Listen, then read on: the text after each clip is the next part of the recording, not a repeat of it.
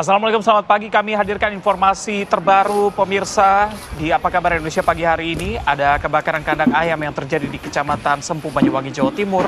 Dalam kebakaran ini ada 4.000 ekor ayam yang mati terpanggang dan membuat panik warga sekitar. Ini dekat pemukiman, Pak. Dari hasil penyelidikan pihak berwenang, kebakaran terjadi diduga akibat percikan dari api pemanas ayam yang kemudian menyambar seisi bangunan. Bisa ditindaklanjuti. Sementara Bapak Komandan, Bapak Yudhikno. Ini kita pakai mesin Kodipa. Itu biar keras untuk daya tekanannya. Assalamualaikum warahmatullahi wabarakatuh. Selamat pagi. Selamat pagi. Selamat pagi Reza. Selamat pagi. Gimana hari Jumat? Saya semangat banget dong. Kita Semangat. diawali dengan melihat uang setumpuk-tumpuk itu 204 miliar ya kan. Jadi langsung melek, apalagi tanggalnya tanggal muda gitu ya. Jadi Iya. tetap semangat. Tapi itu hasil pembobolan ya, rekening Dorman. Untung bukan rekening kita yang dibobol, karena Makanya. rekening kita udah jebol duluan. Punya juga belum, tapi paling nggak udah ngelihat udah happy gitu ya. Tapi aku ada loh 1 M di rekening, Oh iya, emang 50.000. Lumayan. lumayan buat Oke, jajan. nanti kita akan bahas pemirsa terkait dengan sindikat kejahatan siber yang membobol rekening Dorman 204 M. Tapi kita hadirkan dulu informasi-informasi pilihan lainnya untuk Anda, di mana kebakaran hebat melanda pabrik kimia PT Sorinitoa Berlian Korporindo di Desa Cangkring Malang, Kecamatan Beji, Kabupaten Pasuruan, Jawa Timur. Bisa dilihat ini api berkobar dari lantai 5 gedung produksi hingga melahap sebagian besar bangunan. Kebakaran ini membuat panik sekitar warga karena lokasi pabrik berdekatan dengan pemukiman padat penduduk. Ada 3 pekerja yang menjadi korban dan dilarikan ke rumah sakit karena mengalami luka bakar. Seluruh korban langsung dilarikan untuk mendapatkan perawatan intensif. Diketahui kebakaran bermula saat api muncul dari lantai 5 gedung, kemudian dengan cepat membakar cairan sorbitol yang tersimpan di area tersebut. Kobaran api merambat hingga ke lantai 4. Tim pemadam kebakaran yang dikerahkan di lokasi langsung menjinakkan api setelah hampir 2 jam melakukan upaya pemadaman. Dari hasil penyelidikan, diduga dipicu hubungan arus pendek listrik di lantai 5 gedung produksi.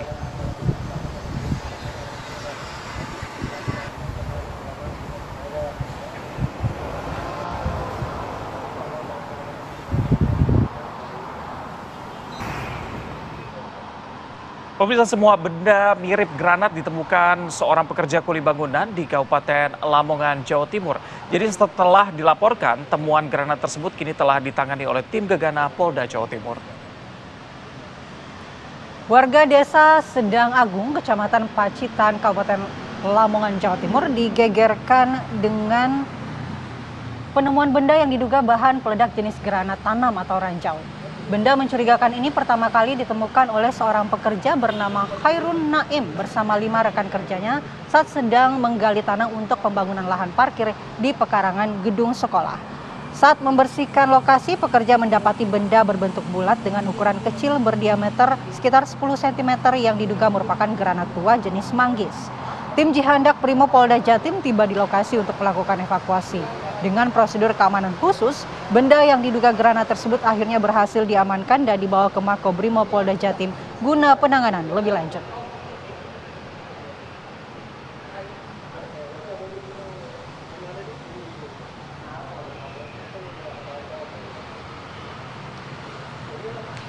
Kita ke Riau, Kepulauan Riau, pemirsa. Sebuah bom mortir aktif ditemukan oleh seorang nelayan di Tanjung Pinang, Kepulauan Riau saat sedang menjaring udang di laut. Jadi peristiwa penemuan bom mortir aktif di Tanjung Pinang ini sempat membuat warga heboh karena bom mortir tersebut harus dievakuasi dari dalam rumah oleh tim khusus dari Brimob Polda Kepulauan Riau. Bom mortir sepanjang lebih dari 30 cm ini dengan berat sampai dengan 8 kg ditemukan oleh nelayan saat menjaring udang di laut pada Rabu malam. Awalnya nelayan tersebut berencana akan menjual ke lapak besi tua. Namun setelah mengetahui temuannya adalah bom mortir, sang nelayan langsung melaporkan temuan tersebut ke polisi. Untuk memastikan jenis bom serta spesifikasi bom tersebut, tim Brimob melakukan evakuasi dan menyerahkan temuan bom ke tim Gegana Brimob Polda untuk proses selanjutnya. Ini bahaya banget ya, apalagi masih aktif ya. Iya, tadi granat, sekarang mortir. Langsung dilaporkan tidak jadi Iya. dijual ya. Kita bergeser ke Makassar, pemirsa. Ini kericuan terjadi dalam eksekusi tanah dan bangunan di Makassar. Ada sejumlah orang yang berusaha untuk menghadang proses eksekusi saat panitera dari pengadilan membacakan putusan eksekusi. Aksi saling dorong antara polisi dengan pihak tergugat tak terhindarkan. Bahkan saat putusan pengadilan mengenai eksekusi tanah dan bangunan akan dibacakan, kericuhan kembali terjadi. Salah satu keluarga pihak tergugat mengamuk dan segera dihentikan oleh petugas. Ia dilepaskan setelah tenang. Rencananya pemilik tanah dan bangunan yang dieksekusi akan melakukan banding atas keputusan pengadilan.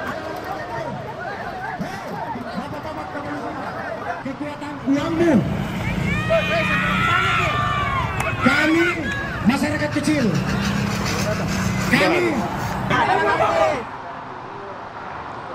Dari Makassar kita ke Bau-Bau, Sulawesi Tenggara. Unjuk rasa puluhan warga Kato Bengkel Lipu menuntut ganti rugi lahan kebun mereka atas perluasan kawasan bandara Beto Ambari di kota Bau-Bau, Sulawesi Tenggara berlangsung ricuh. Jadi kericuhan ini dipicu persoalan ganti rugi lahan yang dianggap tidak sesuai nih.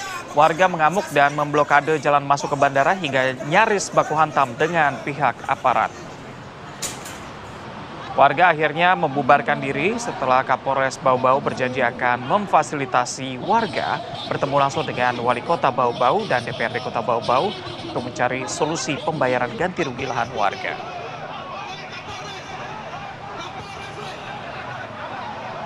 Nah, ini mengganggu aktivitas penerbangan, ini tidak dibenarkan ya.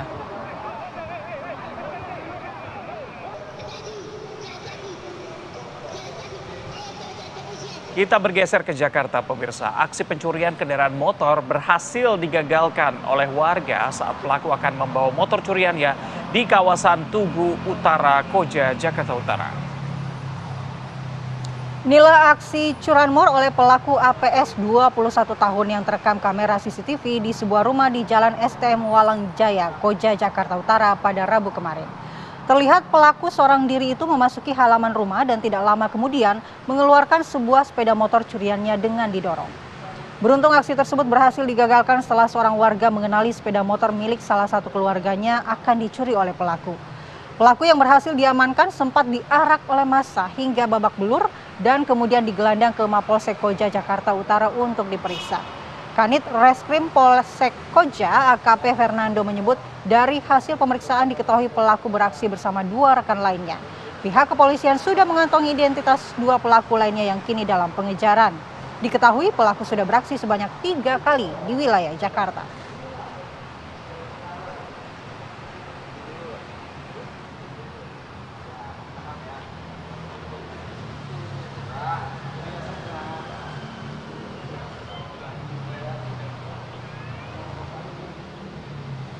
Hari Jumat, hari terakhir di akhir pekan ini Anda berangkat bekerja, kita perlu tahu bagaimana arus lalu lintas dengan rekan-rekan NTMC Polri. Di sana sudah ada Bribtu Eklesia, Simpang Pancoran, Jakarta untuk melaporkan informasi lalu lintas dari sana. Selamat pagi Bribtu Eklesia, silakan dengan laporan Anda.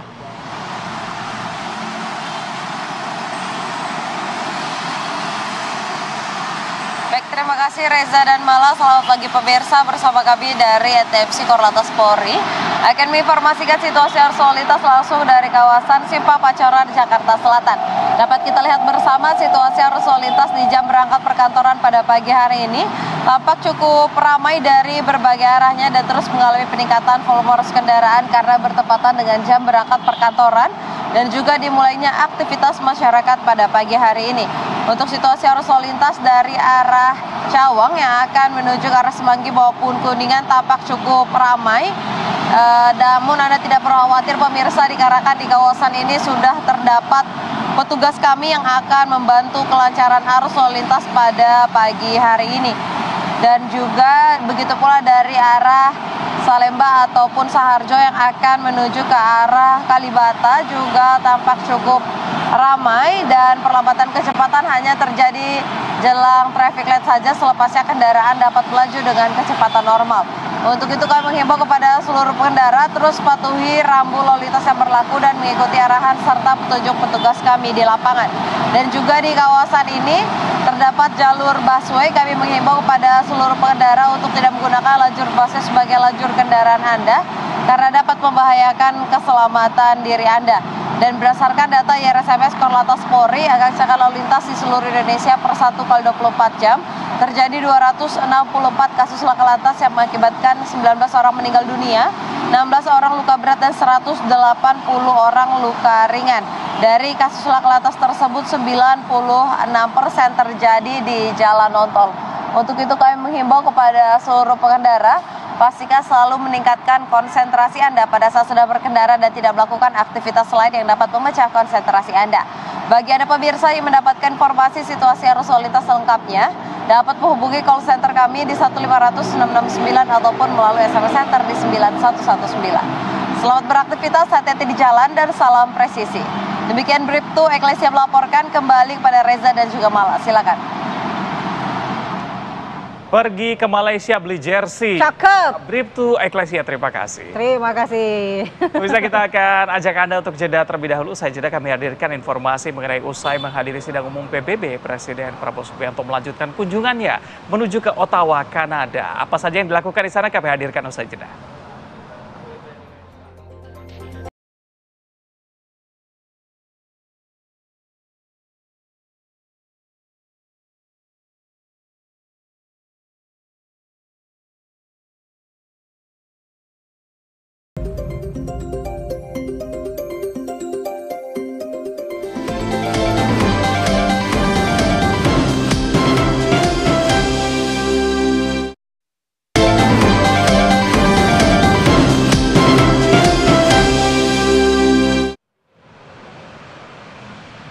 Kembali di Apa Kabar Indonesia Pagi, pemirsa, usai menghadiri sidang umum PBB, Presiden Prabowo Subianto melanjutkan kunjungan ke Ottawa, Kanada. Nah, kedatangan Presiden Prabowo Subianto ini disambut langsung oleh Perdana Menteri Kanada, Mark Carney.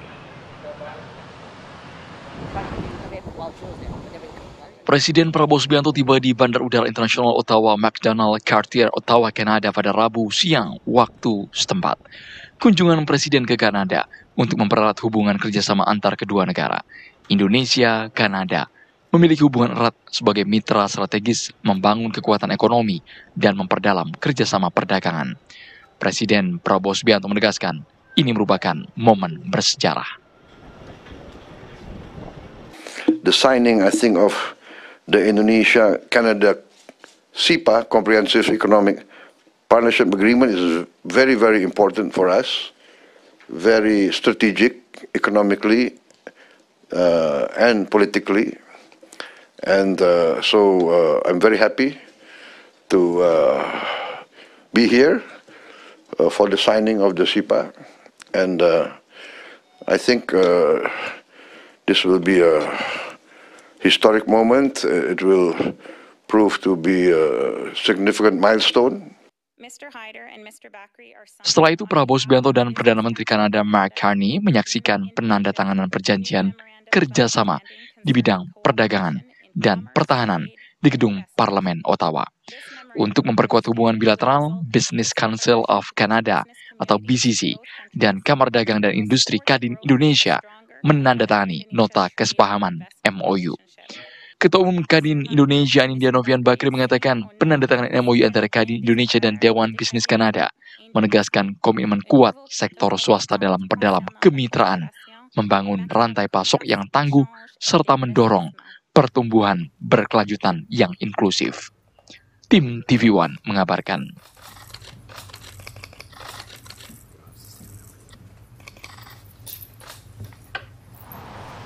Di tengah padatnya agenda Presiden Prabowo Subianto di New York, Amerika Serikat, Presiden Prabowo menyempatkan diri untuk menyapa diaspora Indonesia. Presiden Prabowo Subianto tidak hanya menjadi sorotan dunia dalam forum sidang Majelis Umum PBB ke-80 di kota New York, Amerika Serikat. Tegas di atas podium PBB memperjuangkan perdamaian dunia, Presiden Prabowo Subianto justru terlihat ramah saat menyapa dan berinteraksi dengan diaspora Indonesia di New York. Meskipun agenda kerja Presiden Prabowo padat, Presiden masih melayani permintaan foto dari staf diplomatik dan awak media, hingga menyambut salaman seorang warga lokal Amerika yang hendak melintas. Banyak pemimpin dunia yang memuji dan kagum dengan sikap pidato tegas Presiden Prabowo di sidang umum PBB. Namun saat bertemu warga, Presiden Prabowo tetap ramah dalam berinteraksi.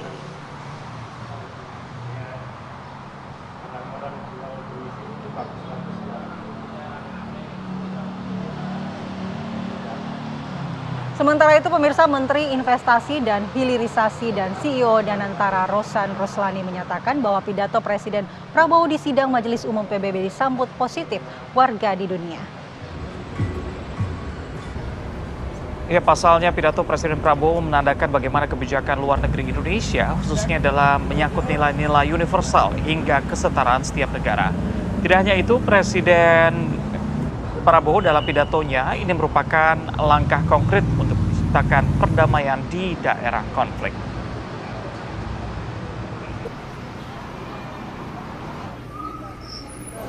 Beliau memberikan pandangan perspektif yang sangat luar biasa fair, dan juga memberikan pandangan yang beda, bahwa kalau kita lihat walaupun Indonesia ini bebas aktif, jadi dukungan terhadap Palestina, tetapi juga fairness terhadap Israel, karena yang paling penting adalah bagaimana perdamaian ini bisa tercipta dengan segera dan lebih masalah kemanusiaan itu bisa menjadi lebih baik. Dan Indonesia berkomitmen penuh untuk melakukan hal itu, dengan Bapak Presiden juga siap untuk mengirimkan tidak hanya bantuan dari tentara yang akan membantu perdamaian, tetapi juga dari segi finansialnya.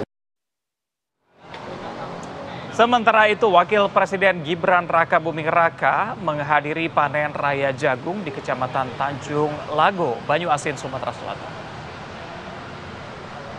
Kedatangan Wapres Gibran disambut meriah oleh para petani masyarakat Banyuasin. Dalam kesempatan ini, Wapres Gibran menegaskan dukungannya agar Banyuasin terus meningkatkan produktivitas pertanian dan menjaga posisi sebagai lumbung pangan nomor 2 nasional.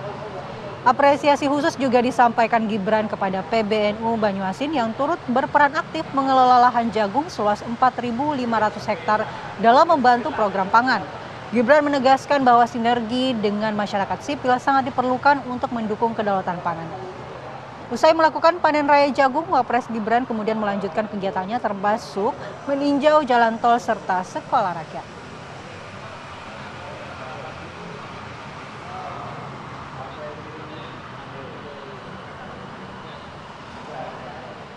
Usai jeda, kita akan mendalami kasus pasangan suami istri di Ponorogo, Jawa Timur tewas mengenaskan di kamar.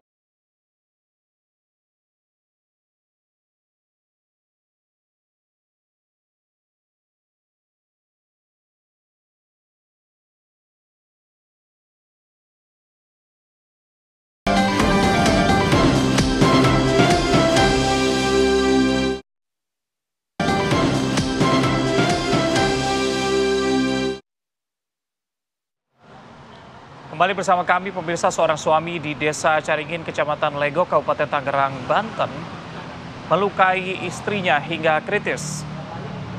Wanita berinisial E terkapar dengan luka parah di kepala setelah dilukai oleh suaminya EF. Selain membacok istrinya, pelaku yang kalap juga melukai ibu serta pamannya yang mencoba melerai. Warga yang berusaha menghentikan aksi pelaku ketakutan karena EF membawa senjata tajam. Pelaku berhasil ditangkap seorang anggota polisi dan kemudian dibawa ke Mapolsek Legok. Dari TKP, polisi mendapati sebilah golok dan bongkahan batu yang digunakan pelaku untuk menganiaya istrinya. Dari hasil pemeriksaan, pelaku mengaku emosi dan menuding istrinya ini telah berselingkuh dengan pria lain. Perselingkuhan itu diketahui pelaku dari pesan singkat di ponsel korban. Kini pelaku ditahan di Mapolsek Legok dan terancam hukuman di atas 5 tahun penjara.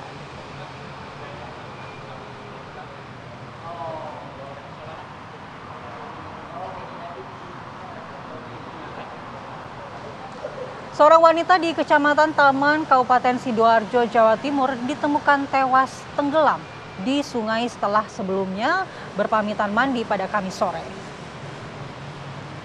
Jadi dari keterangan warga, 1 jam setelah korban berpamitan mandi di sungai, korban tidak kunjung kembali. Warga yang panik akhirnya melaporkan hal ini ke pihak kepolisian. Saat petugas dan warga menyisir sungai, ternyata korban ditemukan tenggelam dan jasad korban berhasil ditemukan sekitar 15 meter dari titik awal.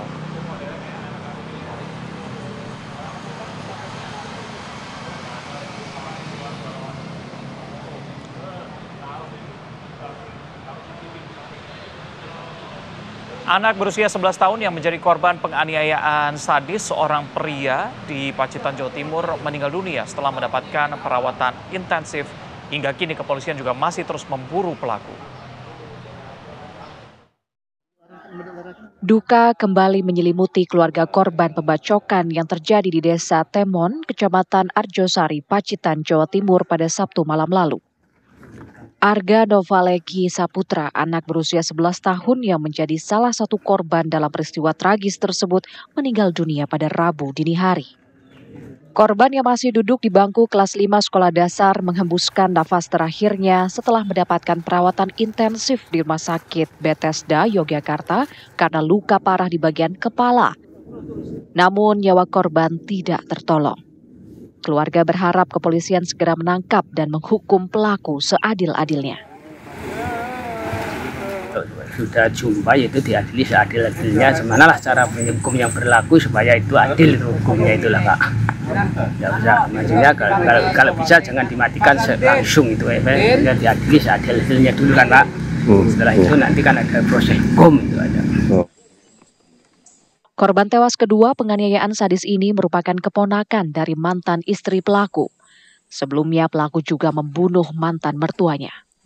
Hingga saat ini polisi masih memburu pelaku. Anjing pelacak pun dikerahkan untuk mencari persembunyiannya. Sudah berkoordinasi dengan pihak Samapta, Polda Jatim, di mana kami meminta bantuan untuk kanain atau anjing pelacak.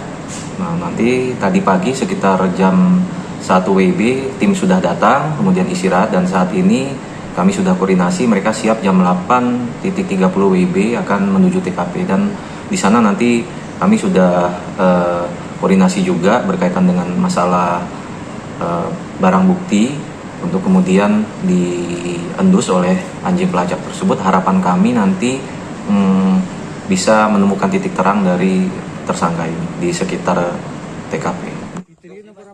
Kepolisian bersama dengan warga menyisir sejumlah lokasi. Diduga pelaku melarikan diri ke hutan usai menganiaya keluarga mantan istrinya. Dari Pacitan, Jawa Timur, Agus Wibowo, TV One mengabarkan. Masih dari Jawa Timur, pemirsa, pasangan suami istri di Ponorogo, Jawa Timur tewas mengenaskan di kamar rumahnya. Keduanya mengalami luka parah di bagian kepala belakang setelah dihantam benda tumpul oleh anaknya sendiri. Warga Desa Pomahan, Kecamatan Pulung, Ponorogo digemparkan dengan ditemukannya pasangan suami istri yang tewas di dalam kamar rumahnya. Saat ditemukan, kondisi keduanya mengenaskan dengan luka parah di bagian kepala belakang. Jasad kedua korban ditemukan tetangganya yang hendak melihat kondisi kesehatan korban. Namun saat sampai di dalam kamar, saksi justru dikagetkan dengan melihat dua korban sudah terbungkus kain hingga akhirnya melapor ke RT. Pelaku pembunuhan sadis ini tidak lain merupakan anak kandung korban yang sehari-hari hidup satu rumah dengan kedua korban. Sukar langsung diamankan petugas dibantu warga karena sebelumnya pelaku sempat mengamuk, dan dari hasil pemeriksaan awal pelaku mengalami depresi sejak 1 bulan lalu. Kedua korban dihabisi dengan cara dipukul di bagian kepala belakang.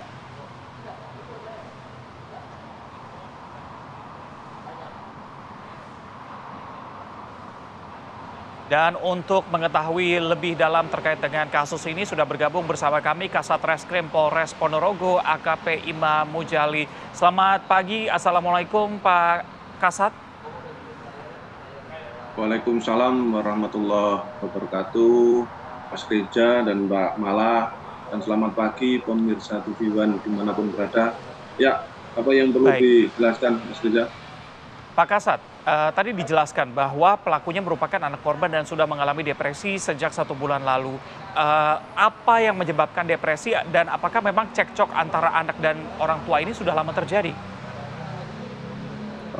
Dapat saya jelaskan bahwa berdasarkan hasil penyelidikan kami dan olah TKP serta keterangan para saksi bahwa terduga pelaku ini sudah mengalami depresi atau keterbelakangan sejak kecil, sehingga dalam waktu kurun 1 bulan ini berdasarkan saksi-saksi yang kami periksa, kami mendapatkan keterangan bahwa terduga pelaku ini mengalami depresi yang lebih tinggi. Artinya dalam waktu renggang 1 bulan ini terduga pelaku sering marah-marah, diam duduk sendiri, sehingga mungkin salah satu yang mendorong bahwa terduga melakukan pembunuhan itu adalah halusinasi yang sangat tinggi. Halusinasi di mana pada saat kita lakukan pemeriksaan, terduga mengatakan bahwa membunuh 2 ekor ular yang sangat besar yang ada di dalam rumah. Itu mereka. Ya Pak Kasat, apakah sampai sekarang saat pelaku ini sudah diamankan masih terus beranggapan bahwa yang dibunuhnya ini bukan kedua orang tuanya, Pak Kasat? Saat ini pelaku sudah kita amankan dan saat ini posisi pelaku berada di rumah sakit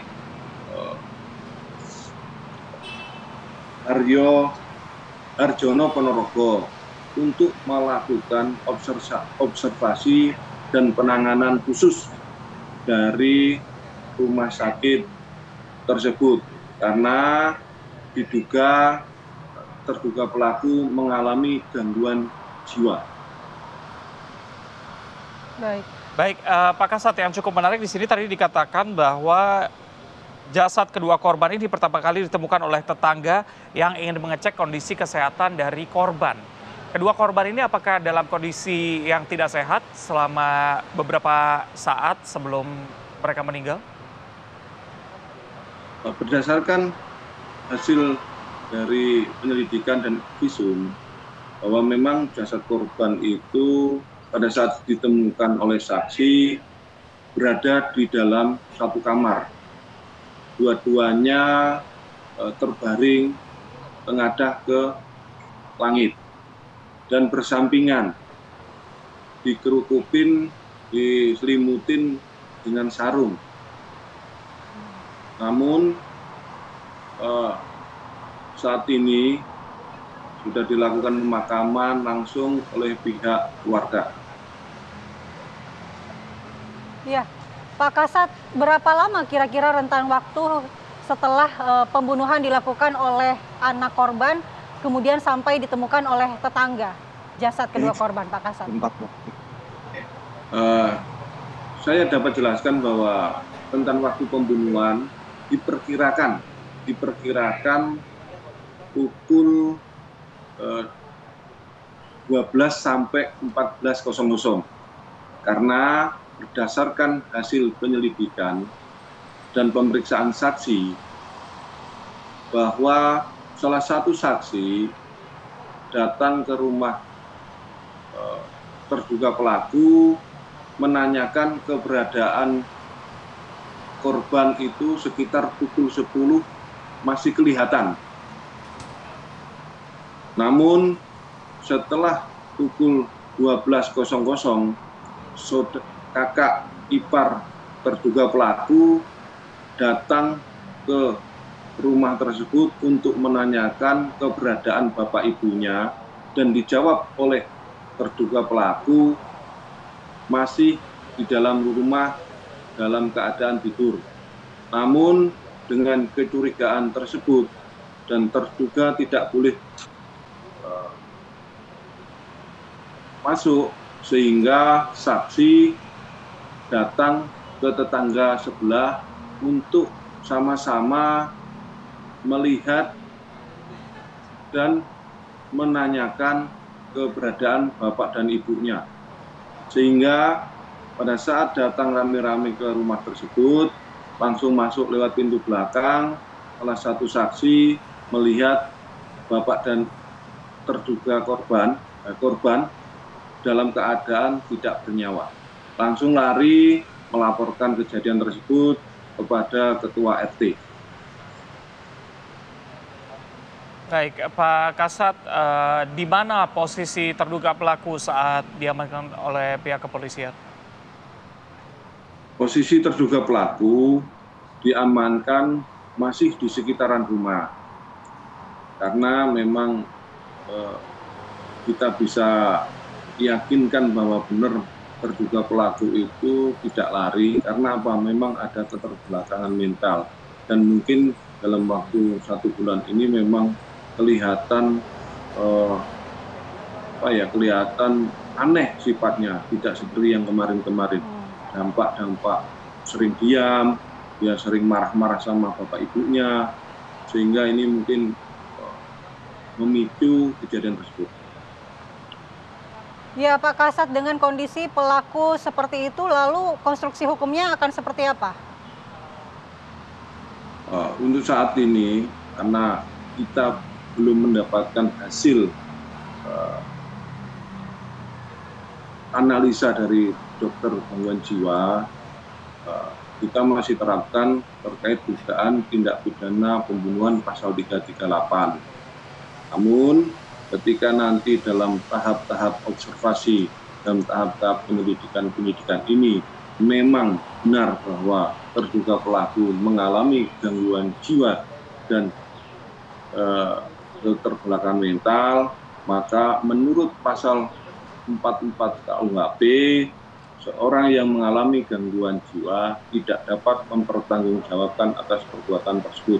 Artinya, dia akan bebas dan dia akan dilakukan penanganan khusus terhadap terduga pelaku tersebut. Baik, terima kasih Pak Kasat Reskrim Polres Ponorogo AKP Imam Mujali atas waktunya bergabung di Apa Kabar Indonesia Pagi dan selamat bertugas kembali Pak. Selamat pagi. Pemirsa, kita akan jeda terlebih dahulu. Usai jeda kami akan hadirkan informasi menarik mengenai Direktorat Pidana Ekonomi Khusus Bareskrim Polri yang mengungkap kasus tindak pidana pencucian uang sebesar 204 miliar rupiah. Dalam kasus ini, penyidik Bareskrim menetapkan 9 orang sebagai tersangka yang terlibat dalam tindak pidana perbankan atau informasi dan transaksi elektronik berupa transfer dana pencucian uang. Selengkapnya usai jeda.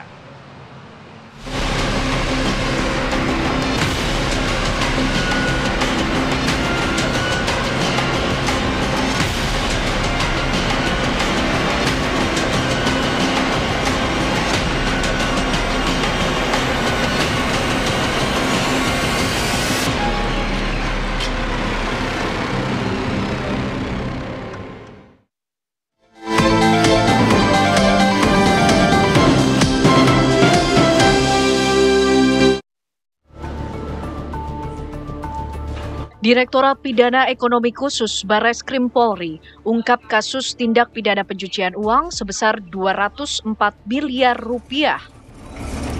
Dalam kasus ini, penyidik Bareskrim menetapkan 9 orang sebagai tersangka yang terlibat dalam tindak pidana perbankan atau informasi dan transaksi elektronik berupa transfer dana pencucian uang. Ke-9 tersangka ini diduga melakukan pembobolan bank berupa rekening dorman atau rekening yang tidak aktif dalam jangka waktu tertentu dengan nominal sebesar 204 miliar rupiah. 2 di antara ke-9 tersangka juga terkait dengan kasus tewasnya Kepala Cabang BRI Ilham Pradipta. Modus yang dilakukan para tersangka adalah dengan cara membobol data pemilik rekening di luar jam operasional bank untuk menghindari deteksi sistem. Transaksi dilakukan sebanyak 42 kali dalam waktu 17 menit dari 5 rekening berbeda. Dana yang berhasil ditarik kemudian ditukar ke pihak falas dan kemudian disebar ke sejumlah dompet elektronik. Setelahnya, para tersangka melakukan penarikan secara tunai. Saat ini, penyidik Bareskrim masih mencari 1 tersangka berinisial D yang diduga memberikan informasi data pemilik rekening kepada para tersangka. Tim TV One mengabarkan.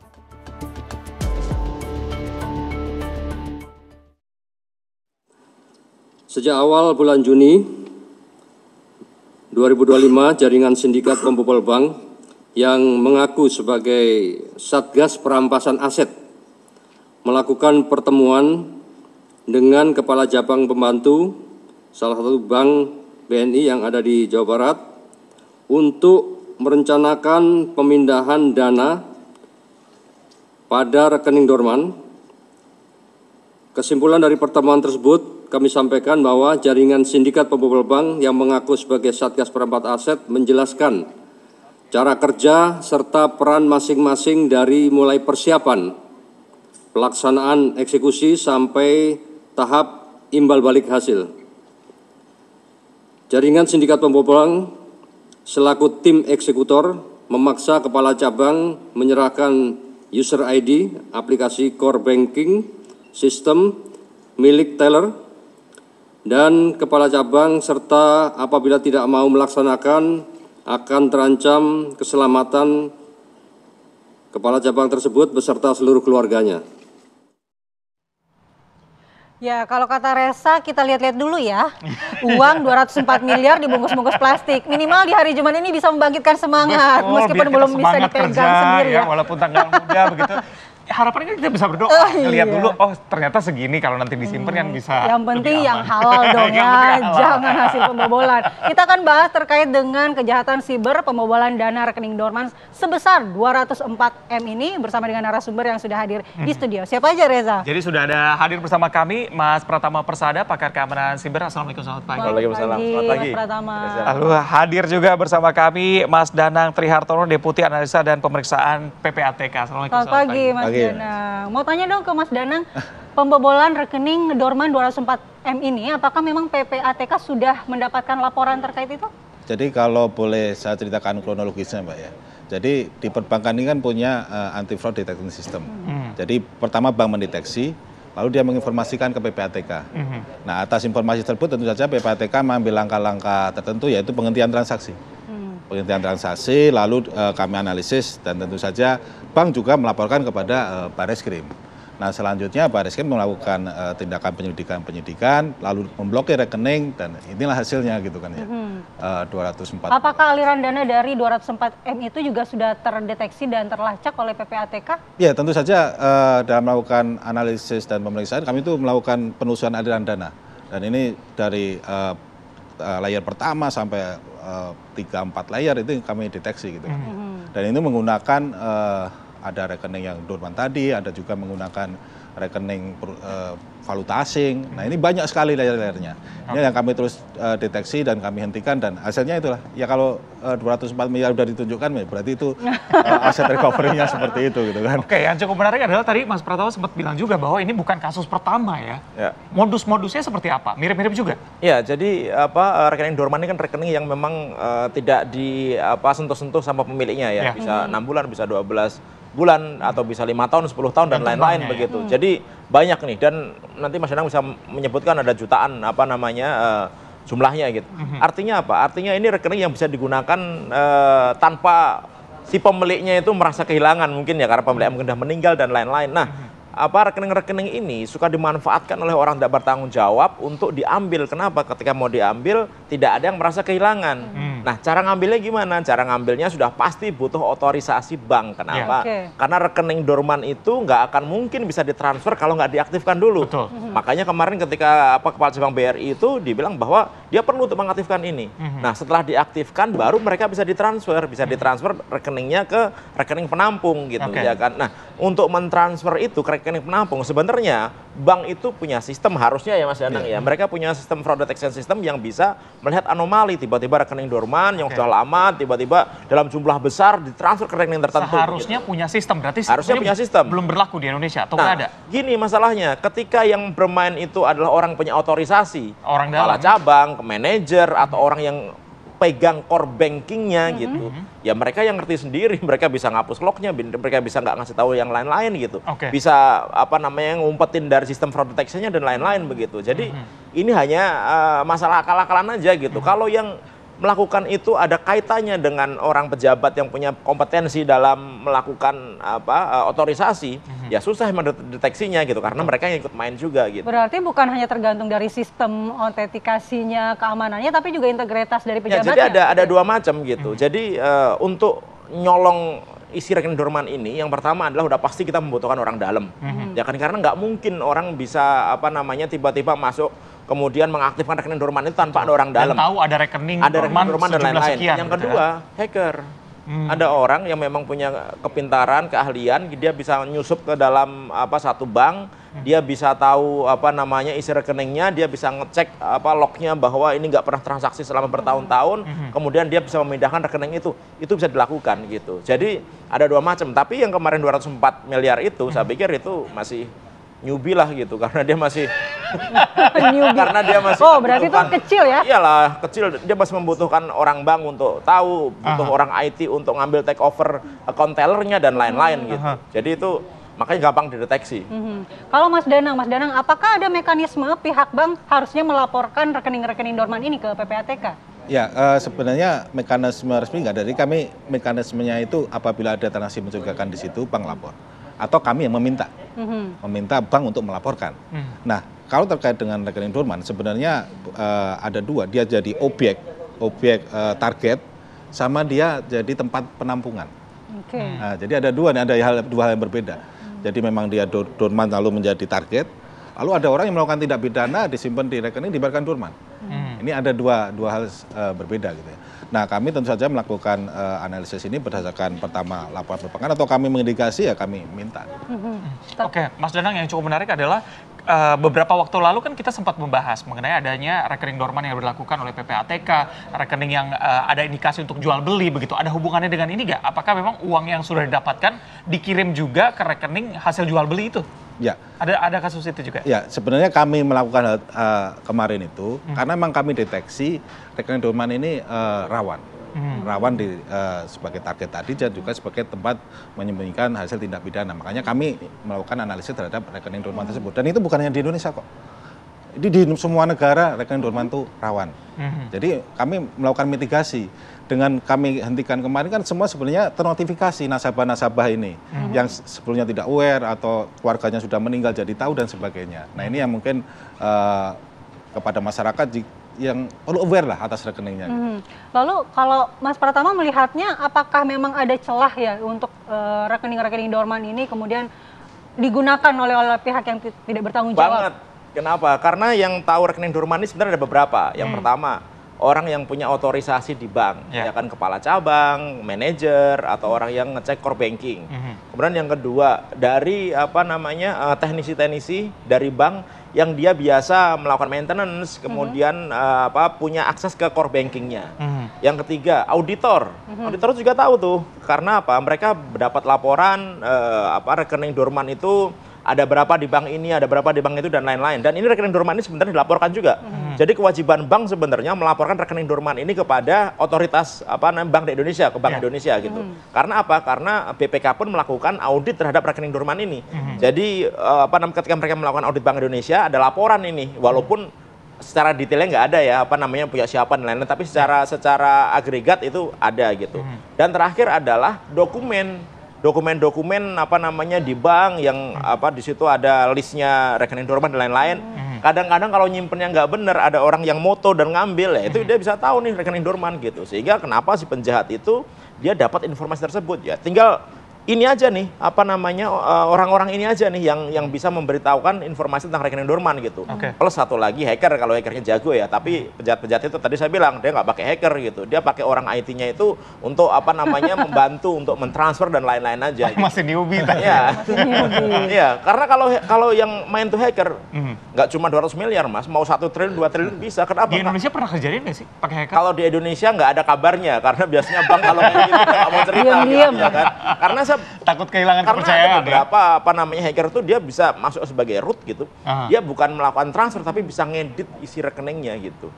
Nah itu kan malah ngeri, nggak lewat log, nggak ada bukti transfer dan lain-lain gitu. Hanya diedit di sini dikurangi misalnya 1 miliar, rekening lain ditambahin 1 miliar gitu tanpa melewati sistem gitu. Nah itu bisa juga. Makanya keamanan bank itu memang harus diperkuat benar. Gitu.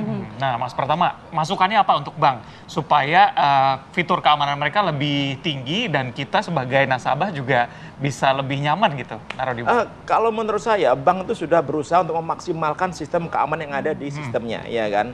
Kalau misalkan ada hacker yang jago, ya berarti banknya sial aja gitu, karena si hackernya lebih jago. Tetapi sebenarnya kalau masalah tadi rekening dorman itu tergantung orang, tergantung pimpinan di bank tersebut, dia trusted enggak, dia bisa dipercaya apa enggak gitu. Karena dia punya otorisasi, Mas Reza. Orang kalau misalnya sebagai admin nih ya, mau ngapain aja bisa. Jadi kalau kita di dalam sistem komputer, komputasi itu, admin itu udah kayak dewa. Artinya apa? Dia mau ngapain aja bisa, mau ngedit rekening bisa, mau mindahin rekening bisa, mau buka rekening dorman bisa, mau ngambil bisa, mau transfer kemana bisa semuanya bisa gitu. Ya kan, sehingga kenapa ini orang-orang ini harus punya integritas gitu. Kalau enggak ya bermasalah, termasuk juga tim teknis dan lain-lain. Biasanya kalau sistem bank sendiri, si admin itu harus bekerja sendiri atau berdua gitu. Biasanya kalau kita nonton di film kan mau nyalain bom gitu, harus ada dua orang gitu, dua tempat terpisah dan segala macam. Tergantung levelnya. Kalau misalkan teller, dia mau melakukan transaksi besar gitu, dia pasti butuh otorisasi bosnya. Gitu. Dia transaksi, dia butuh otorisasi bosnya, dia otorisasi, kemudian bisa transfer. Tapi kalau bosnya yang dipakai otorisasinya, ya molos-molos aja. Berarti otorisasi bank itu sebenarnya satu pintu ya? Dari pimpinan tertinggi begitu? Iya, dari pimpinan tertinggi di bank tersebut. Oke, Mas Pratama, ini kan yang menarik dari kasus yang kemarin diungkap oleh Barreskrim Polri ya. Ini dalam waktu 17 menit, 42 transaksi bisa dilakukan. Itu seperti apa sih? Sebenarnya nggak cuma 14 transaksi, kalau lebih pinter lagi dia bisa layernya bisa sampai 7 layer. 7 layer itu misalkan tadi Mas Danang menyampaikan, pindah-pindah bank, atau dia ke falas, atau dia ke dompet digital dan lain yang ngelacaknya itu susah. Kemudian dia bisa transfer ke banyak rekening untuk lompat-lompat. Nah itu bisa dilakukan dengan script, maksudnya membuat aplikasi kecil gitu ya, untuk melakukan transfer gitu secara otomatis. Dia udah di setting itu, nanti ke bank apa nih, kemudian transfer ke bank mana lagi, kemudian transfer ke dompet digital mana lagi gitu. Sehingga dalam waktu beberapa menit dia bisa transfer sampai 35 kali gitu, ya kan? Tujuannya untuk apa? Untuk mengaburkan duitnya kemana aja gitu, untuk ngakalin PPATK sebenarnya gitu, ya kan? Kalau PPATK sebenarnya juga bisa ngecek, tapi kalau misal lintas bank kan susah Mas Reza. Kalau misalkan nih satu bank, kalau satu bank kita transfer, kita minta bank tersebut, tolong blokir dong, dia akan secara gampang memblokir kalau satu bank. Tapi begitu ke transfer ke bank lain, bisa nggak dia yang blokir? Nggak akan bisa. Dia pasti bank yang lain itu yang punya otorisasi untuk ngeblokir, dan bank yang pertama dia nggak punya otorisasi untuk ngeblokir bank yang lain gitu. Sehingga di sini dibutuhkan memang PPATK nih kalau laporannya cepat, ya kan. Masalahnya kadang-kadang laporannya terlambat, sehingga ketika uang itu sudah kemana-mana udah diambil duluan sama mereka gitu. Apalagi kalau sudah masuk ke falas dan lain-lain, bahkan ditransfer ke kasino, ya kan, ke luar negeri gitu, diambil di luar negeri, udah. Apakah seperti itu Mas Danang, sesusah itu mendeteksi kalau sudah dalam waktu 17 menit 42 transaksi, apakah tidak bisa dideteksi kemana aja atau bisa? Ya kami bisa mendeteksi ya, tapi kan memang ini masalah kecepatan gitu kan ya. Mereka memindah, kita kebut-kebutan gitu kan, mereka cepat kita harus cepat. Nah memang kalau 17 menit itu sebenarnya memang betul yang disampaikan Mas Pratama, bisa banyak sekali transaksi terjadi, bahkan bisa endingnya ke kripto dan ditarik di luar negeri gitu ya.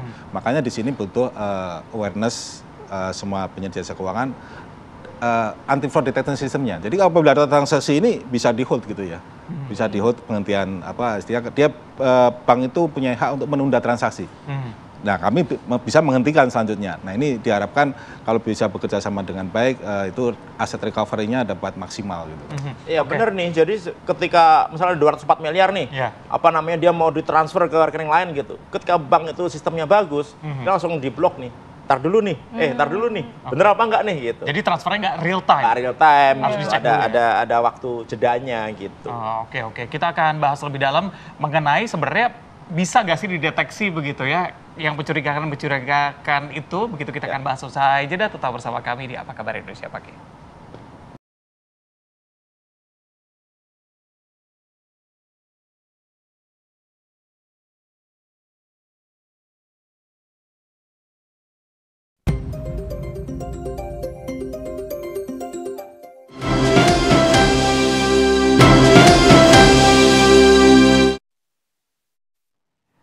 Kita lanjutkan kembali dialognya, saya mau ke Mas Danang. Mas Danang, kalau misalnya kita lihat, ini permasalahan rekening dorman nih lumayan bikin pusing begitu ya. Beberapa waktu lalu kita juga sempat bahas mengenai ini. Tapi, apa yang bisa diperbaiki dari regulasi ini? Misalnya, ketika sekarang rekening dorman sudah terlalu banyak begitu, apakah nantinya pembuatan rekening bisa dipersulit supaya tidak ada rekening dorman lagi? Atau ada biaya-biaya tambahan ketika rekening dorman?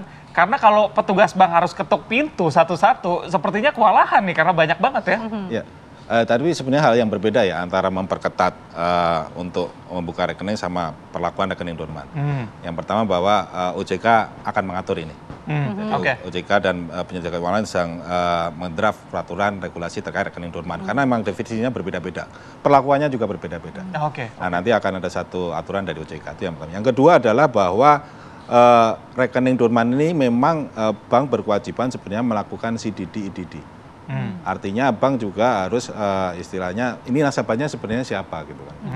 Kalau sudah meninggal apakah ada ahli warisnya dan sebagainya. Nah, ini tentu saja ada prosedur-prosedur yang harus ditempuh oleh perbankan. Tapi intinya bahwa semuanya atas kejadian semuanya ini Mas ya, bahwa nasabah adalah aman dan nasabah itu aman. Pasti akan ada tergantung kasusnya ya. Peretasan ini kan ada 3 kasus. Tadi pembobolan dengan melibatkan orang dalam, tentu bank akan tanggung jawab orang ini terlibat orang dalam. Ada juga peretasan yang kelalaian nasabah sendiri, menyampaikan OTP ke orang lain, password ke orang lain sehingga bisa dibobol. Nah, ini kelalaian nasabah. Ini kasusnya akan berbeda. Yang ketiga adalah seperti yang disampaikan Mas Pratama, menembus rootnya. Nah, ini semua kan kalau root kan nasabah juga nggak terlibat, tahu di situ nggak ada kelalaian nasabah. Tentu saja itu adalah tanggung jawab dari perbankan dan yakin dan nasabah aman. Jadi nasabah itu nggak perlu khawatir gitu ya. Iya, tapi apakah nasabah juga punya hak untuk meminta kompensasi misalnya kalau bank dinilai lalai untuk menjaga rekeningnya yang dorman? Pasti akan dikembalikan. Kalau kelalaian nasabah pasti akan dikembalikan ke rekeningnya nasabah sebesar dananya gitu kan. Karena memang itu hak nasabah. Iya. Gitu. Tapi kalau misalnya kan dititipkan nih sama bank, terus mungkin ya meninggal yang punya rekening ini, kemudian tiba-tiba datang ahli waris untuk mengklaim, tapi ternyata sudah disalahgunakan atau sudah tidak ada nih isi dari rekening itu. Apakah bank punya tanggung jawab untuk bank itu kan punya catatan. Punya catatan dari mutasi rekening dari awal sampai sekarang itu kan ada catatannya. Sehingga apabila ada ahli waris misalnya yang klaim ke perbankan akan ditunjukkan catatannya. Nah, apakah ada pemindahan dana seperti itu di tanggal-tanggal di mana yang bersangkutan punya rekening sudah meninggal misalnya ada pemindahan dana akan kelihatan gitu. Nah, itu tentu saja akan dicek ini tanggung jawab siapa di sini. Jadi bisa di-trace lah semuanya. Semuanya bisa di-trace ya, Mas Pratama. Kalau misalnya kita lihat kasus ini terjadi mungkin ada celah gak sih kalau misalnya terjadi pada Jumat sore ketika jam bank ini tidak beroperasi dengan normal begitu? Apakah tadi kalau ada orang dalamnya admin itu bisa ngapus log dan segala macam di saat-saat seperti itu ketika bank tidak aktif? Dan apakah itu bisa dilakukan dari jarak jauh? Harus di bank apa enggak? Gini, ketika dia punya akses nih, jadi gini, sistem di bank itu untuk transaksi itu harus dilakukan di banknya. Jadi komputer banknya. Jadi masing-masing komputer teller itu dia ada IP address lokal, ada MAC address lokal gitu, yang itu hanya bisa digunakan untuk transaksi di situ aja. Jadi kalau dari remote sebenarnya nggak bisa, walaupun ada beberapa bank membuka untuk akses remote ya gitu. Tapi secara default nggak bisa. Gimana caranya supaya orang bisa akses dari luar? Dikasihlah akses, bisa menggunakan VPN atau dikasihkan akses dari luar, sehingga seolah-olah, makanya ada orang IT kan di dalam penjahat-penjahat ini kan, dia diberi akses supaya dia masuk ke dalam jaringan internalnya bank. Ketika masuk ke jaringan internal bank, dia punya akses, kemudian dia login di situ, sama sistem bank diotorisasi. Oh ya, dia menggunakan ID PC yang benar, komputer yang benar, dia menggunakan username, password yang benar, sehingga transaksinya bisa diotorisasi gitu. Nah, ketika dia mau transfer, ada otorisasi dari kepala cabangnya, dimasukkanlah itu kodenya, ya kan, sehingga transaksi yang dilakukan oleh orang IT-nya ini sah secara sistem, ya secara sistem ya gitu. Karena apa? Karena sistem fraud detection itu dia akan ngecek apakah transaksi ini dilakukan oleh device yang sah, dilakukan oleh orang yang sah, dilakukan oleh kredensial username password yang sah gitu. Sama kayak kita lah Mas Reza. Mas Reza misalkan saya mau nyolong rekening Mas Reza gitu, ya karena M-Banking-nya gitu. Saya nggak akan bisa transaksi dari M-Banking saya walaupun saya tahu username passwordnya Mas Reza. Kenapa? Karena bank butuh nomor emailnya, butuh nomor handphonenya untuk transaksi gitu. Sehingga supaya saya bisa nyolong Mas Reza, saya kirimkan APK undangan, begitu Mas Reza ngeklik, saya bisa ngontrol sehingga saya transaksinya dari Mas Reza. Nah, di bank pun kayak gitu. Sehingga apa? Sehingga sistem bank ketika diberikan celah untuk akses dari luar itu bisa digunakan ya sesuai seolah-olah dia dari dalam gitu. Nah, tadi Mas Reza tanya bagaimana dengan waktu-waktu sore, malam, Sabtu, Minggu gitu. Selama sistem banknya itu bisa digunakan untuk melakukan transaksi, ya itu bisa dipakai untuk transaksi gitu. Jam berapa aja dia bisa gitu. Kapan aja dia bisa gitu. Nah, oleh karena itu kenapa tadi Mas Danang juga menyampaikan, sistem fraud detection bank ini harus benar gitu. Harus benar-benar kuat, harus bisa mendeteksi sehingga ketika tidak ada orang gitu, walaupun ada biasanya di bank pusatnya ada orang IT yang standby ya gitu. Tapi sistem ini harusnya bisa mendeteksi ketika ada anomali, ada transfer yang tidak tidak lazim gitu ya gitu.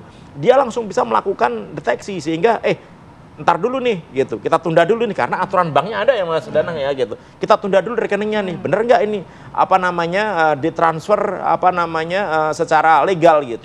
Nah kalau itu bisa dilakukan, kalau fraud detection banknya itu bisa melakukan, tentu akan selamat nih gitu. Dan tadi juga tanyakan kan kok orangnya bisa kehilangan nggak sih gitu. Nah kita lihat ini penjahat ini pinter Mbak. Jadi penjahat ini pasti dia berkoordinasi dengan orang bank, orang internal bank gitu, entah itu manajer atau kepala cabangnya atau orang IT-nya gitu ya. Dia sudah melakukan analisis pasti. Ini mana rekening-rekening yang dormannya udah lama, kemudian nggak ada data ahli warisnya. Ketika nggak data-data ketika rekeningnya itu berarti dia seleksi juga ya? Dia seleksi, nggak asal ngambil gitu, dia seleksi gitu, sehingga diputuskan oke, saya mau ngambil rekening ini gitu, sehingga kita lihat 204 miliar itu ada yang sekarang ngeklaim kehilangan nggak? Nggak ada. Belum ada. Gitu. Rekening dorman yang ada saat ini ketika rekeningnya hilang, ada yang klaim nggak? Nggak ada yang ngeklaim karena mereka sudah tahu bahwa ketika duitnya itu diambil, nggak ada orang yang akan ngeklaim gitu. Makanya penjahat itu lebih seneng ngambil itu, ya kan? Makanya ini sial aja ketahuan nih mereka nih. Gitu. Mas Pratama, tapi kalau tadi kan Mas Pratama bilang kalau kekuatan dari keamanan perbankan kita memang harus kuat kalau untuk kasus-kasus seperti ini. Kalau melihatnya sekarang di luar ada orang dalam misalnya ya, kita abaikan orang dalam, itu sistem keamanan perbankan kita saat ini seperti apa sih? Udah relatif lebih kuat dibandingkan dengan sistem yang dimiliki pemerintah kita gitu. Artinya apa? Mereka memang investasi cukup besar gitu ya untuk melakukan pengamanan di sistemnya gitu. Walaupun tetap ada beberapa bank yang akhirnya kena masalah juga. Contohnya kemarin ketika Lebaran ada Bank DKI ya kan. Sebelumnya ada beberapa bank, ada Bank Jatim yang sistemnya juga diretas dan lain-lain begitu. Nah rata-rata bank itu ketika terjadi fraud mereka memang nggak laporan gitu.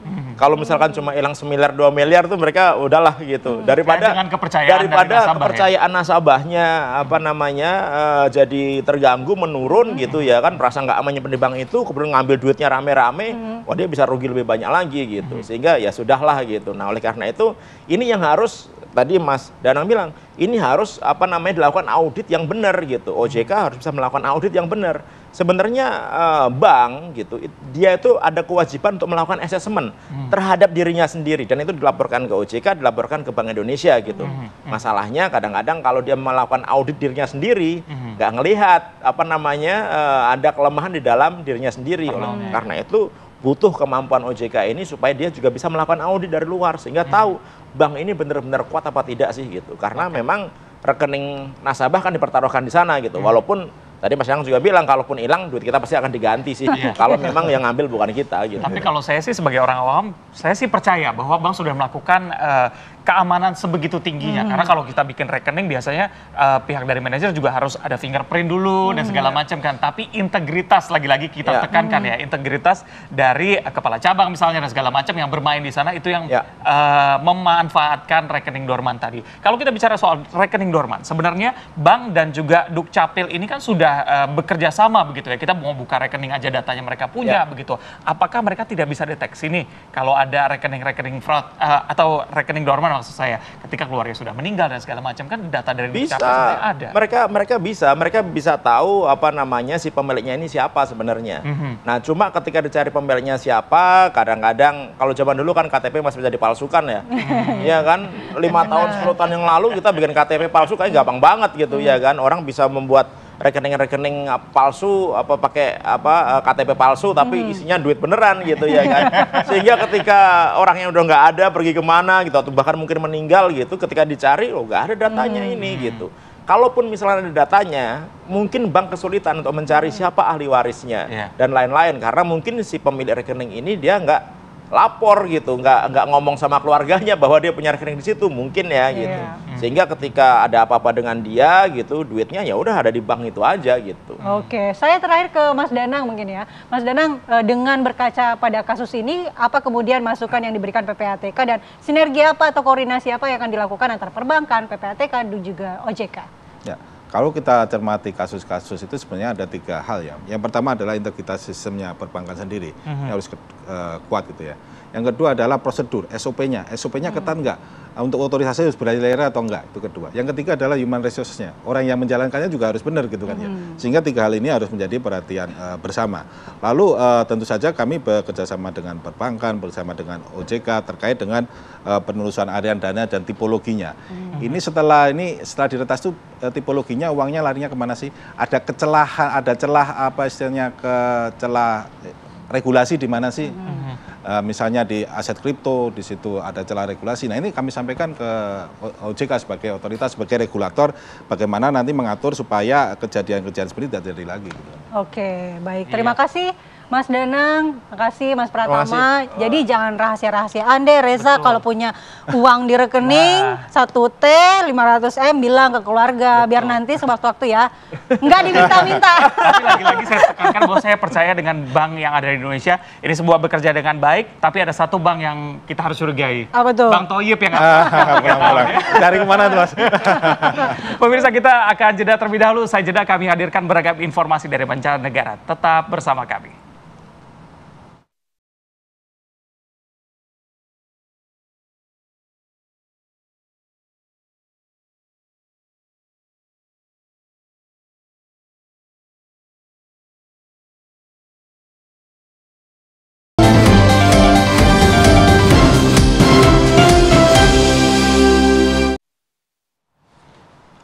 Kembali bersama kami di Apa Kabar Indonesia Pagi, kita informasikan kabar-kabar mancanegara. Pemirsa, pemerintah Italia mengirimkan satu lagi kapal angkatan laut untuk melindungi armada kapal bantuan internasional, yakni Global Sumut Flotilla, yang diserang oleh drone Israel.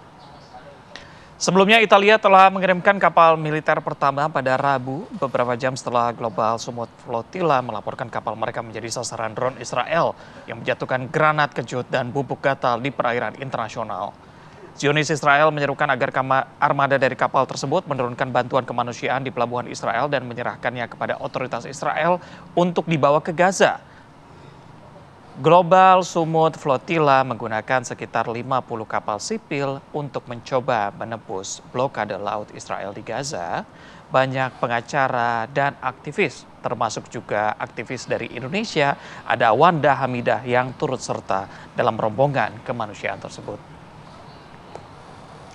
Ya, Wanda Hamidah ini termasuk sering memposting ya di sosial media mengenai aktivitas di Global Sumut Flotilla ini ya. Ya, dan kita harapkan memang semuanya bisa berjalan dengan lancar sehingga warga Palestina di Gaza bisa mendapatkan bantuan. Iya, mudah-mudahan misinya bisa lancar sampai tujuan.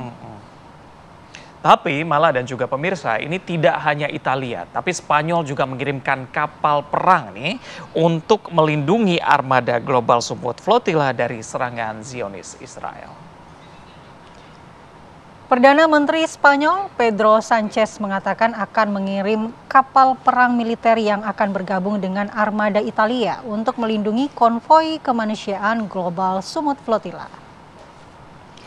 Sebelumnya konvoi yang menjalani misi pengiriman bantuan kemanusiaan ke Gaza itu diserang belasan drone Israel di lepas pantai Yunani. Sanchez menegaskan hukum internasional harus dihormati dan relawan dari 45 negara yang berpartisipasi dalam armada misi bantuan tersebut berhak untuk berlayar di Mediterania tanpa cedera.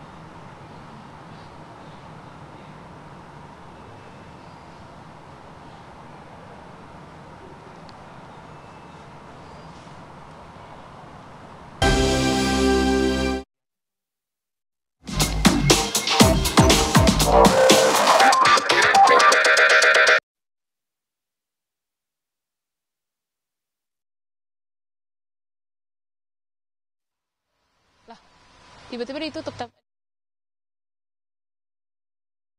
Pertanian modern, yaitu sebuah lahan pertanian vertikal berbasis hidroponik di Cilandak, Jakarta Selatan. Jadi ladang hidroponik vertikal setinggi 18 meter yang sudah berdiri sejak 2022 lalu, ini bisa menghasilkan 2 ton sayur per bulannya loh. Jadi selain memberikan kontribusi pangan segar bagi warga Jakarta, kebun hidroponik ini juga memberdayakan masyarakat sekitar, khususnya emak-emak nih, dalam menanam hingga merawat bibit. Seru ya kalau makan sayur-sayur hidroponik, rasanya lebih segar, ya? lebih sehat. Crunchy juga langsung metik lagi deket sana ya. Di sana udah ada rekan kita ya untuk Iya. melaporkan, mengabarkan bagaimana sih sebenarnya perkebunan hidroponik vertikal ini yang ada di tengah-tengah Jakarta, Nah, itu dia yang padat dan macet. Lahan sempit begitu ya, kita bisa nanam ternyata lewat air, dan itu bisa di mana aja, vertikal bisa, horizontal juga bisa kalau lahannya lebih luas gitu ya.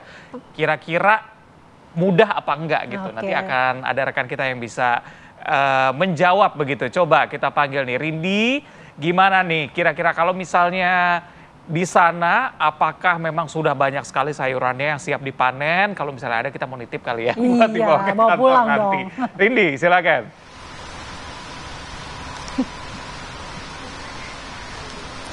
Halo, selamat pagi Reza, Mala, dan juga pemirsa. Pernah nggak sih Anda membayangkan untuk berkebun, terutama sayuran dalam skala besar di Jakarta?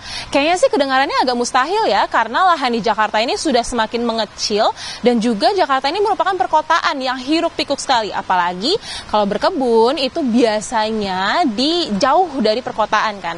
Nah, tapi untuk sekarang nggak mustahil lagi nih Reza, Mala, dan juga pemirsa, karena Ladang Farm ini sudah membuat inovasi baru di mana di tengah kota, yang tepatnya ini di Lebak Bulus atau tepatnya di Pondok Labu, Jakarta Selatan, ini sudah dibangun ladang perkebunan vertikal berbasis hidroponik. Wah, ini segar banget nih, karena kan sayuran hidroponik nih terkenal sangat segar begitu ya. Dan di sini Reza, Mala, dan juga pemirsa, ada 5 komoditas tanaman yang ditanam di sini, yakni ada Thai basil, lalu juga ada Italian basil, lalu juga ada shiso, lalu juga ada selada begitu.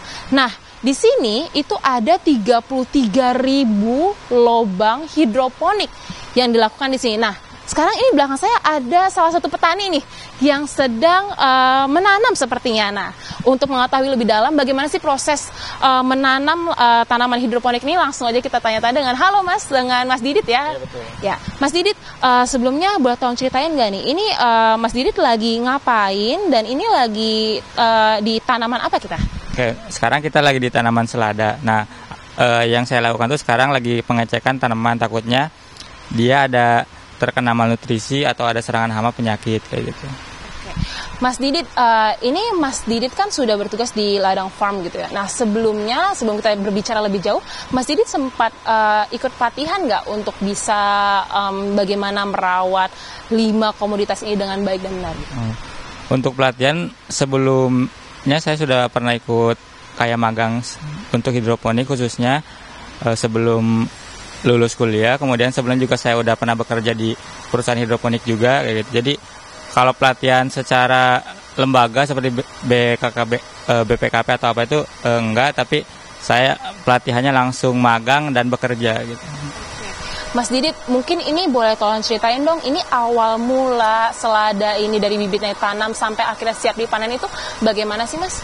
Ya, untuk khususnya selada ini tahapannya yang pertama itu ada penyemaian. Nah, penyemaian biasanya dilakukan selama kurang lebih 10-14 hari. Tapi bisa juga dilihat dari jumlah daunnya. Apabila sudah 4-6 helai daun, itu sudah bisa dipindah ke sistem. Nah, kemudian di sistem ini, dia dari pindah tanam sampai panen tuh selama kurang lebih 4-5 minggu. Sebenarnya dari 4 minggu itu udah bisa dipanen, tapi dilihat juga bobotnya, karena yang di sini tuh yang dicarinya itu bobot. Jadi kalau bobotnya sudah sesuai, maka umur 4 minggu sudah bisa dipanen. Tapi apabila belum, boleh ditahan sampai 5 minggu. Nah, si bobotnya kriterianya untuk di sini tuh antara 150 sampai 200 gram per tanaman gitu. Oke, ini tadi prosesnya ya. Nah, Mas, ini kayaknya saya lihat di belakang udah mulai besar nih ya seladanya. Nah, mungkin bisa tolong ceritain sedikit gak, Mas, untuk kualitas selada yang baik dan siap panen itu seperti apa sih, Mas, kalau untuk standarnya dari Ladang Farm ini? Untuk di ladang farm ini biasanya kita melihat si tanamannya itu secara appearance itu tidak ada masalah, karena kalau misalkan ada seperti bintik-bintik atau bercak-bercak tuh biasanya dia kemungkinan sudah terkena penyakit atau terserang hama. Nah, kalau dari appearance sudah bagus, misalkan dia warnanya tidak terlalu hijau gelap dan tidak terlalu hijau muda, itu sudah bisa. Kemudian kriterianya dia sebelum memasuki fase bolting atau dia masuk ke fase generatif, yaitu pembungaan dan pembentukan biji, itu sudah bisa dipanen. Tapi kalau udah di fase itu kita tidak panen, karena apabila dipanen juga nanti kualitasnya kurang bagus karena dia rasanya agak sedikit pahit gitu. Mas, ini kan pasti teknik menanam selada secara hidroponik dan juga konvensional kan pasti berbeda begitu. Tantangannya tuh sebenarnya apa sih Mas dari sudut pandang Mas sebagai petaninya? Oh, kalau untuk hidroponik dan konven, kan kalau konvensional itu dia pakai tanah. Nah, tanah itu kan biasanya walaupun kita tidak kasih pupuk, sedikit banyak tuh nutrisinya sudah tersedia gitu. Tapi kalau hidroponik ini, dia nutrisinya ya melalui yang kita kasih. Makanya harus sering-sering dicek gitu. Yaitu diceknya kalau untuk hidroponik ada dua hal, yaitu pH dan ppm-nya kalau di sini seperti itu. Baik, Mas Didit, terima kasih banyak untuk waktu dan kesempatannya. Selamat melanjutkan aktivitas kembali. Semangat menjaga seladanya agar tetap segar. Nah, pemirsa, memang ini untuk ladang farm ini merupakan salah satu ladang hidroponik terbesar begitu ya. Maksud kami tertinggi di Jakarta, karena memang seperti yang terlihat di layar kaca Anda ya, ini belakang saya, ini tinggi sekali, tingginya mencapai 18 meter pemirsa. Dan di sini itu ada 33.000 lubang hidroponik begitu ya, yang mana ini siap untuk menanam hidroponik tersebut. Oke, nah dan ini selain selada yang tadi sudah kita lihat begitu ya, ada juga tanaman lain seperti basil, lalu juga ada mint gitu ya, daun mint, yang mana ini sangat amat populer bagi restoran-restoran. Dan tadi juga kami sempat berbincang-bincang dengan pihak ladang farm ini, memang untuk tanaman-tanamannya ini distribusikan ke restoran-restoran ataupun hotel-hotel. Dan sekarang saya sudah bersama dengan manajer dari ladang farm, yaitu Mas Nova. Selamat pagi, Mas Nova. Pagi, Kak. Pagi. Mas Nova, mungkin boleh tolong ceritakan secara singkat terkait ladang farm ini tuh awal mula terbentuknya gimana dan kenapa nih ladang farm ini dibentuk? Kalau ladang farm kenapa dibentuk, kita inginkan ladang farm pengennya fokus di perkotaan. Jadi agar masyarakat di perkotaan mendapatkan sayuran yang segar, Kak. Segar dan sehat di situ. Karena kan sebelum-sebelumnya masyarakat di perkotaan itu mendapatkan sayuran yang dari desa ke kota. Itu kan ya kurang fresh di situ. Jadi kita fokusnya di situ. Dan di Jakarta kan itu tanah kan tidak bisa untuk dipertanikan gitu. Jadi kita fokus mendirikan greenhouse ladang farm dengan vertical farming, Kak, di situ. Mas, kalau boleh tahu, ini ladang farm per bulannya bisa menghasilkan berapa banyak sayuran dan biasanya didistribusikan kemana aja nih, Mas? Di ladang farm ini per bulan kita bisa mendapatkan sayuran sekitar 2 ton di situ, kurang lebih 2 ton, dan kita didistribusikan ke restoran, hotel, kafe ya, bahkan ke pribadi atau orang yang mau berkunjung datang itu bisa, Kak, di situ. Lalu Mas, kalau untuk tantangan dari mengelola sayuran di ladang farm ini apa aja, Mas? Karena kan ini juga pasti ada berbasis dengan teknologi yang mana mungkin ada kendalanya. Mungkin bisa ceritakan, Mas, soal itu, Mas? Boleh. Di kendala di ladang farm ini yang pertama saat ini sih biaya operasional ya. Karena biaya operasional itu semakin tinggi, dan contohnya kita kan selada itu memakai listrik gitu, memakai lampu. Jadi kita itu biaya operasionalnya agak cukup tinggi. Jadi kita belum bisa bersaing di harga di situ dengan harga yang sayuran konvensional di situ, Kak. Tetapi kalau kualitas di ladang farm sayurannya itu cukup ya bagus gitu, sangat bagus juga gitu, karena kan tanpa pestisida juga, Kak, di situ. Mas, aku mau lihat-lihat sedikit dong, Mas. Ini kan di belakang kan ada selada nih ya. Nah, ini tuh usia seladanya tuh udah berapa lama nih, Mas? Boleh tolong ceritain nggak? Ini kalau usia selada saat ini kurang lebih ada 2 mingguan lah di situ. 2 minggu di situ, Kak. Nah, Mas ini kan pakai lampu ya. Nah, ini ketika penggunaan lampunya ini ada kendala gitu nggak sih Mas? Mungkin dari listriknya dan sebagainya begitu? Kalau kendalanya ya itu, kalau lampu nggak ada kendala ya, tapi kita pemasangan lampu ini nanti kendalanya di harga di situ. Jadi menyangkut harga. Jadi semakin kita pasang lampu banyak, semakin harganya naik di situ. Karena kan kita pemakaian listriknya di situ, Kak. Ini kalau saya lihat dari bibitnya aja udah seger ya, apalagi yang di sebelah sana itu hijau-hijau semua. Ini untuk QC-nya sebelum didistribusikan bagaimana Mas kalau di ladang farm? Kalau sebelum didistribusikan kita kan panen, terus nanti kita ituin daun-daun yang di bawah yang menguning di situ. Kita pilih-pilih, kita potong-potong di situ. Baru kita langsung kirim ke distribusinya seperti restoran, kafe di situ, Kak. Oke Mas Nova, terima kasih banyak atas waktu dan kesempatannya. Semoga ladang farm ini bisa semakin berkembang dan terus berinovasi sehingga bisa memenuhi kebutuhan serat masyarakat Jabodetabek. Oke Kak, terima kasih. Oke.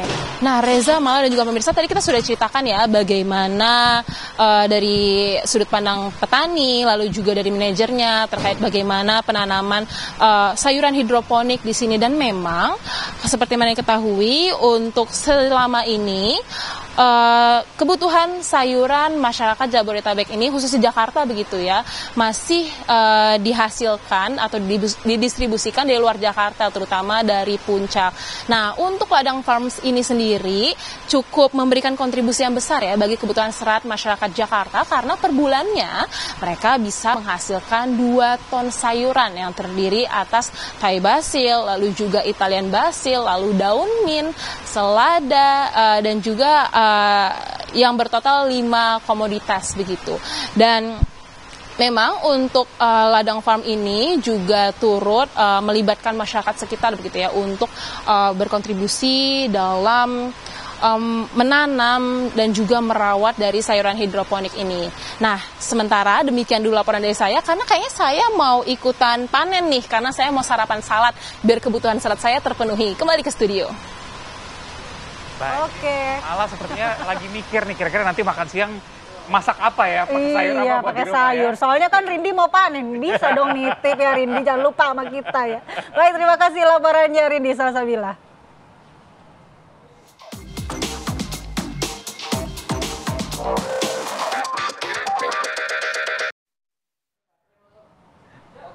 Usai jeda kami bahas yang viral nih, ada tepuk sakinah ya.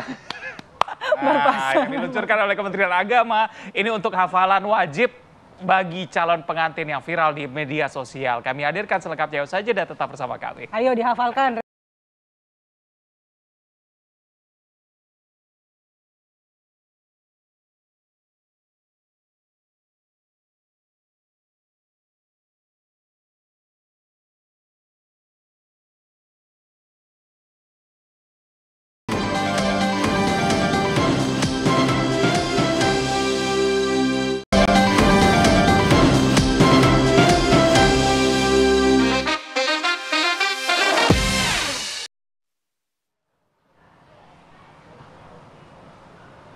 Jadi gimana? Udah hafal? Ayo, Reza.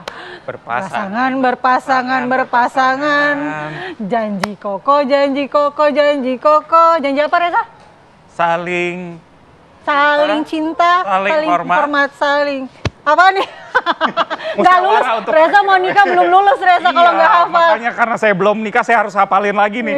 Ini benar-benar bikin viral karena jadi omongan semua orang. Ini diluncurkan oleh Kementerian Agama untuk hafalan wajib calon pengantin dan viral di media sosial. Diikutin sama seorang, kita lihat ya. Tepuk sakinah. Tepuk sakinah akhir-akhir ini jadi buah bibir di tengah masyarakat. Padahal tepuk sakinah sebenarnya sudah ada sejak lama. Saking lamanya, KUA Menteng pun mengunggah di media sosial mereka tepuk sakinah 2.0 alias tepuk sakinah maslahah.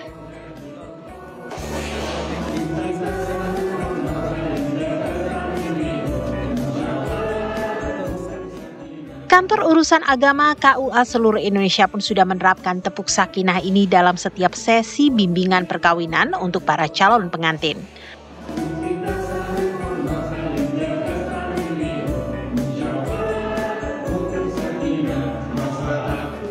Bahkan warganet juga mengabadikan praktik tepuk sakinah ini di sebuah momen pernikahan. Sedangkan warganet lain yang sudah menempuh bahtera rumah tangga membuat beragam macam parodi tepuk sakinah. Sebenarnya apa tepuk sakinah yang jadi perbincangan warga saat ini? Tim TV One mengabarkan. Saling cinta, saling jaga, saling ridho, saling hormat, musyawarah untuk sakinah. Jadi kalau lagi marah-marah sama suami atau istri, ayo mas tepuk sakinah dulu. Oke, kita lanjut ke informasi berikutnya pemirsa. Ini kayaknya nggak belajar tepuk sakinah ya. Jadi aksi begal sepeda motor di Jalan Pulau Kambing Raya, Jatinegara, Cakung, Jakarta Timur terekam kamera warga. 4 pelaku melukai dan membawa motor korban. Jadi dari rekaman kamera warga, ini korban dihadang oleh 4 orang pelaku dengan menggunakan 2 motor. Dan korban juga sempat melakukan perlawanan, namun seorang pelaku berhasil melukai korban dengan celurit. Kemudian pelaku meninggalkan korban dan motor korban dibawa pelaku. Akibat peristiwa ini korban dibawa ke rumah sakit, sementara itu kasus begal sepeda motor ditangani oleh petugas kepolisian sektor Cakung.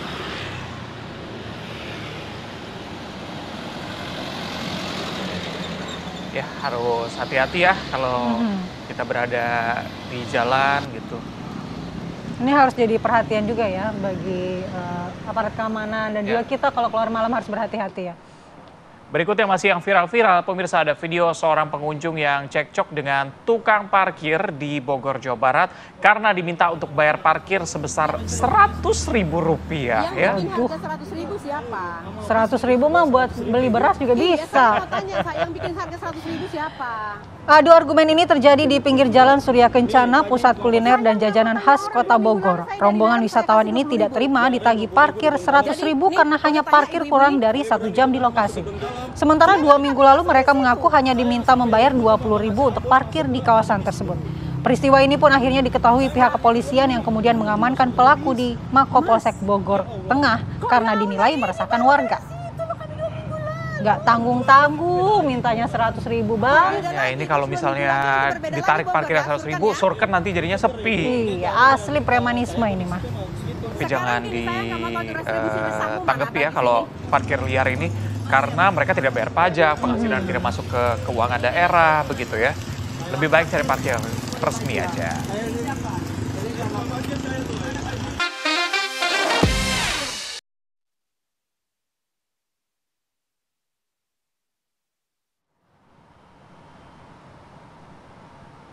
Ya, sudah 2 jam ya kita menemani pemirsa menuju akhir pekan. Nanti saya mau ngapalin lagi tepuk sakinah ya. Tepuk sakinah ya. Pas hari Senin nanti sudah hafal gitu. Berarti udah siap dong. Tapi tepuk sakinah itu hukumnya apa? Hukumnya? Ayo. Wajib sebelum pernikahan mungkin.